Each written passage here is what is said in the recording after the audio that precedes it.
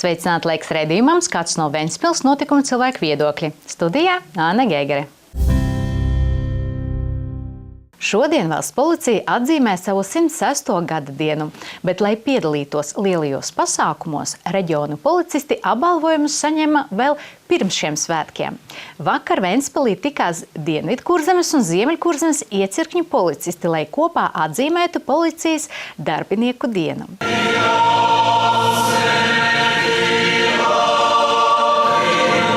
Apbalvojot valsts policijas Kurzemes reģiona pārvaldes amatpersonas, skanēja daudz pateicības vārdu no kolēģiem, gan no robežsardzes muitas pārvaldes, gan valsts ugunsdzēsības un glābšanas dienesta, no Ventspils pašvaldības policijas un pat no Lietuvas kolēģiem. Uzrunās visbiežāk pieminētais vārds bija sadarbība. Noziedzībai robeža nav. Viņi nezina tādu dalījumu. Viena valsts beidzās, cita sākās.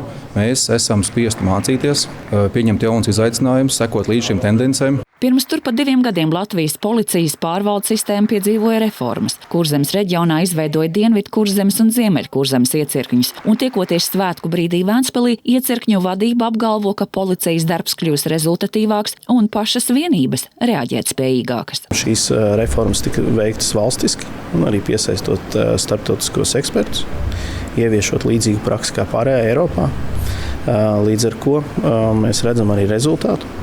Sākotnējās bažas ir zudušas. Šīs visas vēsturiskās struktūra vienības, kuras tautā jau dēvēja gan ceļu policija, gan patruļu policija, gan konvoju policija, šie iecirkņu inspektori, kas ar mapēm devās pa pagastu apgaitās. Ja?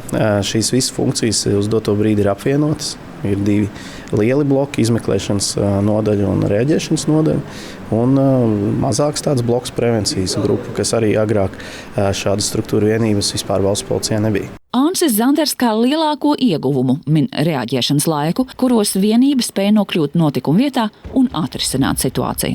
Šie izsaukumi ir sadalīti pēc prioritātēm, respektīvi mēs reaģējam uz augstākas prioritātes izsaukumiem daudz ātrāk, izvērtējot šo izsaukumu bīstamību. Un varam rēķināties ar to, ka šī pirmā valsts policijas ekipāža, kas ierodās, viņi arī šo notikumu atrisinās. Vai tas ir ceļa satiksmes noteikumu pārkāpums vai līdz pat slepkavībai. Policija profesiju šobrīd var apgūt valsts policijas koledžā, un kļūstot par policistiem var iegūt nākamās pakāpes apmaksāt augstāko izglītību, mācības savienojot ar darba pienākumiem. Un tomēr šobrīd lielākais izaicinājums ir vakances Kurzemes reģionā. Kurzemē šobrīd tā situācija tāda, ka mums kopumā trūkst aptuveni 17% no personāla. Ir, protams, kur ir vairāk, bet tas mūs neapmierina. Mēs gribam sasniegt tādu līmeni, ka mums nav trūkstošo kolēģi. Šī apbalvojumu sistēma mūsu struktūrā ir ļoti tāda plaša, es teiktu. Ja mums ir, ko jūs šodien redzējāt, ir tikai viena daļa no apbalvojuma veidiem, ko policistiem piešķir. Svinīgās sanāksmes laikā Ventspilī tika pasniegti apbalvojumi 90 amatpersonām, un ar ovācijām tika sagaidīta policijas kolēģu muzikālā apvienība ar nosaukumu Police Band, kuru vada Ziemeļkurzemes iecirkņa priekšnieks Ansis Zanders.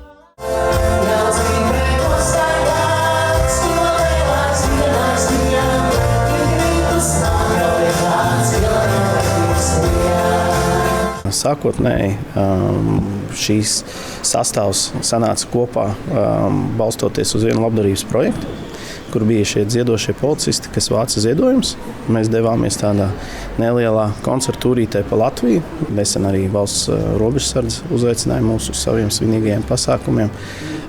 Aizvien biežāk uzstājamies, attiecīgi arī biežāk mēģinam. Policijas rokgrupā spēlē tikai policisti. Ventspilī uz skatuves iztrūka 2, bet mēģinājumos tieks kolēģi no Rīgas, Talsiem un Ventspils. Viss ir pašmācības ceļā. Tas ir mans mīļš hobijs, kurš šķietami sanāk, un tā darbs ir ļoti grūts, un attiecīgi man hobijs palīdz ar šo darbu tik galā ar emocijām par darbu, un man hobijs nomierina. Tā dziedāšana ir mana terapija. Police Band šovakar uzstāsies arī Jelgavā, profesijas svētku oficiālajā ballē, kam sagatavojas vismaz 40 minūšu garu programmu. Bet svētki turpināsies vēl piektdien, kad Kurzemes reģiona policistus gaida balles Krundas kultūras namā. Ventspilī pašvaldības uzņēmums Ventspils Siltums šobrīd realizē vērienīgu rekonstrukcijas projektu. Šī projekta ietvaros tiek plānota Brīvības ielas katlumājas darbības automatizācija, kas ļaus vasaras mēnešos to vadīt attālināti. Tāpēc otrā krastā Talsu ielas katlumājā tiek veikti darbi, lai paplašinātu operatoru telpu. Neskatoties uz to, ka apkures sezona ir sākusies, uzņēmuma Ventspils Siltums katlumājā Brīvības ielā 38 turpinās vērienīga rekonstrukcija. Projekta ietvaros tika nomainīts vecs 6 megavatu jaudas katls, kurš darbojās no 2006. gada un jau bija izsmēlis savu resursu uz 2 jauniem katliem ar kopējo jaudu 10 megavati. Par modernizācijas galveno iemeslu kļuva iepriekšējās iekārtas nepietiekamā jauda. Pēdējos gados siltumenerģijas patēriņš ievērojami palielinājās, galvenokārt maģistrālās siltumtrases celtniecības un jauno patērētāju pieslēgšanas dēļ. Šai siltumtrasei tika pieslēgti lielie siltuma patērētāji, ieskaitot ražošanas uzņēmumus. Projekta ietvaros tiks veikti arī siltuma ražošanas automatizācijas darbi. Tas nozīmē, ka vasaras mēnešos jaunie katli spēs darboties automātiskā režīmā, un to darbību varēs koordinēt attālināti. Tāpēc vienlaicīgi šobrīd tiek veikti darbi arī Pārventas katlu mājā, Talsu ielā 69. Tur tiek rekonstruēta operatoru telpa, kas spēs palielināt siltuma iekārtas kontroles efektivitāti. Operatoru telpa tiek pilnībā pārkārtota.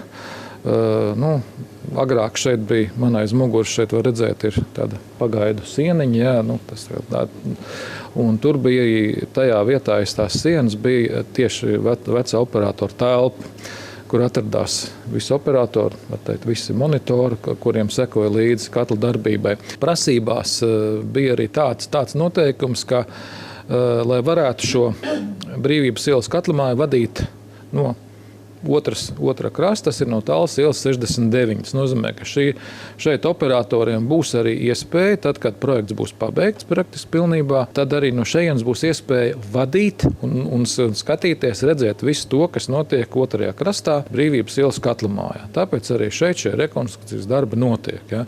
Telpa tiek praktiski vairāk kā 2 reizes palielināta. Tas ir tāpēc, lai būtu, kur izvietot gan normāli galdus, gan dators, monitors, ja. Un otrs arī lielāka telpa, arī vairāk gaisa un tā tālāk, lai ir kur vienkārši vieta, kur var arī normāli strādāt. Neskatoties uz to, ka Pārventas katlu mājas dispečeru telpa kļūs gandrīz 2 reizes lielāka, tas nenozīmē, ka Brīvības ielas katlu mājā vairs nebūs nodarbināti operatori. Viņi vienmēr tur ir strādājuši un, neskatoties uz siltuma ražošanas automatizāciju, paliks nodarbināti savās darba vietās. Pamatā šie darbi tiks vadīti no Brīvības ielas, ja? Bet ir doma tāda, ka ar laiku mums vēl līdz tam ir jātiek ar laiku, kad būs jaunie šie katli uzstādīti un ieregulēti un pārbaudīti visi. Ja? Ar laika tāda doma, ka vasaras sezonā, tad, kad varētu slodzi mazāka, jaunie katli varētu iet viens no katliem automātiskajā režīmā, un tad būtībā būtu ļoti loģiski, ka šo automātisko režīmu darbību šim katlam varētu pieskatīt arī no šīs puses, ja? Un tad tādā veidā, domāt par visu šīs sistēmas automatizāciju kā tādu. Ja. Bet ziemā, protams, tur nav variantu. Ja. Katlamā ir liela, tur ir daudz iekārtu un agregāti, ja, kur ir regulāri jāpieskata. Un ne tikai datoros jāskata, bet arī uz vietas jāredz, kas tur notiek. Ja. Tāpat jaunajā dispečeru telpā tiks nodrošināta jauna darba vieta operatoram, kurš kontrolēs atkritumu koģenerācijas stacijas darbu. Tā atrodas Pārventā blakus Ventspils Siltums katlu mājai. Nav runa par tās katlamājas vadīšanu, runa par šo procesu kontrolēšanu, pieskatīšanu, lai varētu saprast, kā tas viss notiek saistībā. Katlamāja strādā, jo, ja, piemēram, šī atkritumu reģenerācijas stacija strādās, tas nozīmē, viņi dos enerģiju tādā gadījumā un jāredz, kas tur notiek. Tas jākontrolē arī ne tikai tai stacijā uz vietas operatoriem, bet arī šeit, kur šo enerģiju saņems. Tāpēc tas ir nepieciešams. Un tāpēc arī bija tāda lēmums pieņemts, ka šo telpu vajag normāli nedaudz paplašināt, lai būtu tiešām vieta.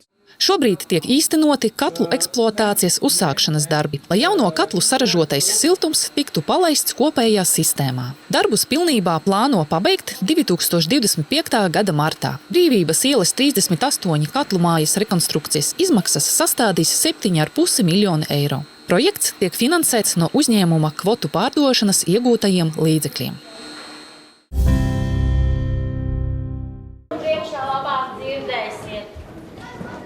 Šonedēļ uz vairākām interesantām sarunām aicina Ventspils bibliotēka. 3. decembrī Ventspils bērnu bibliotēkā aizvadīts Valsts kultūra kapitāla fonda finansiāli atbalstīts projekts ar nosaukumu Lasīšanas laboratorija 5. Tā ietveros ar lasītājiem tikās bērnu grāmatu autore Ilze Krastiņa. Jā, kāpēc tāds nosaukums, kā jums liekas? Tāpēc, ka visi tagad saka, Jā, tā kā mamma prasa, kā tev gāja pa skolu, ja tu teiksi slikti, tad mamma teiks, kas noticis, kas tu kāda bija tev slikti? Ilze Krastiņa pēc profesijas ir animātore un ir bijusi scenāriste vairākām studijas Dauka filmām. Literatūrā Krastiņa debitēja nesen 2021. gadā ar grāmatu Lieliskā dzīve bez zūm. Grāmata balstās patiesos notikumos, varbūt tāpēc tā tika nominēta 22. gada bērnu, jauniešu un vecāku žūrijai. Ilze Krastiņas ir rakstījis vēl vairākas grāmatas ar provokatīviem nosaukumiem. Kā iet pa skolu? Normāli. Gadu vēlāk grāmatu Ko dari?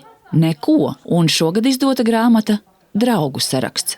Vai viss tiks izsvītroti? Ilzes Krastiņas grāmatas domāts sākumskolas vecuma bērniem, bet tās iemīļojuši arī bērnu vecāki un skolotāji. Savukārt oktobrī Ventspils bērnu bibliotēkā Valsts kultūra kapitāla fonda jau minētajā projektā Lasīšanas laboratorija ar lasītājiem tikās cita rakstniece. Tā bija dzejniece un dziesmu teksta autore Inga Pīzāne. Dzejnieces krājums Siena, ko nosiltināt, ir saņēmis ar vāciešu literāro prēmiju, bet krājums Tas pats izmisums tikai ar puķiem bija nominēts Kilograms kultūras 2022. gada balsojumam. Trešā interesantā tikšanās notiks sestdien, 7. decembrī, kad 12. Ventspils galvenajā bibliotēkā ar lasītājiem tiksies juriste un rakstniece Džena Andersone. Džena Andersone ir absolvējusi Ventspils pirmo ģimnāziju, pēc tam iegūst juridisko izglītību, un Dženai ir tiesību doktora zinātniskais grāds krimināltiesībās, bet rakstniecībai Andersone pievērsusies pēdējos 5 gados, debitējot ar stāstu krājumu Daži. Tam sekoja vēl 2 stāstu krājumi – Sainis un Krītāpļi. Izbijusī Ventspilniece tikus nominēta Latvijas literatūras gada balvai nominācijās par spilgtāko debiju un labāko prozas darbu. 22. gadā Džena saņēma Egona Līva piemiņas balvu par grāmatu Daži kā ieguldījumu latviešu literatūrā. Visas šīs sarunas Ventspils bibliotēkā ir apmeklējums bez maksas, un tā ir iespēja uzrunāt sev tuvus rakstniekus, kā arī saņemt autogrāfus viņu grāmatās. Tas šodienai viss, es jums atvados, tiksimies rīt 5:30 vakarā kanālā RTV.